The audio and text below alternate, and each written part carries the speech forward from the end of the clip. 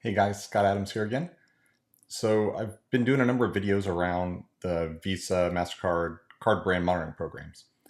And we've talked about what they are, how they work, and the early steps to get out. So one of the things though that I always find interesting is that you need to have fraud rules. So sometimes there's argument around this because we have so many advanced tools now like machine learning, artificial intelligence, and these kind of things. But the problem is they can be kind of slow, especially at learning things that maybe aren't a pattern, but are more a rule to your business.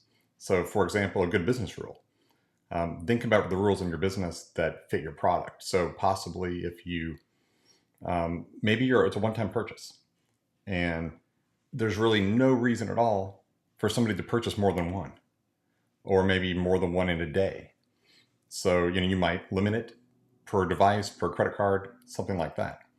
But a little more general and broad, what I like to do is take a bunch of your payment data from many months, 6 months a year, make sure your chargebacks are in there, and then do some SQL queries or some sorts in Excel, keeping it pretty simple here, or even use big data tools and see what makes sense. How do you lower your chargebacks? And then again, back to, kind of business rules, look at anything else that could be only, how it doesn't fit your business. Like maybe a cap. You could use a cap on the dollar amount. Maybe so many dollars per day. Just look at like what's the most somebody could spend in a day on your product and for it to make sense. You can always lift that or have exceptions.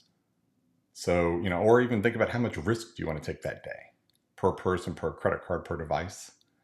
The other thing to think about, or another thing, is if you're an international merchant. I say this a lot, but think about the culture of the area that you're talking about and also the technology. And so a great example would be IP address. This gets used way too much in my opinion, that people take IP and, either block with it or write rules around it. But the thing is, that might work in the States, but it seldom works in other countries. Many countries, IPs are very dynamic, can change by the hour. So you don't want to necessarily use IP. And then finally, what I would tell everybody to do with pretty much any rule, don't use one variable. Make sure that you're looking at different variables and combining them. And that way you can narrow it down till you get to within a margin of error that you're comfortable with. So, because if you have one that's too broad, it'll deny or accept too many transactions. Where if you start to narrow it by adding additional variables, then you often can get much closer to only denying bad transactions. So hopefully this helps. Let me know if you have questions, and thanks a lot.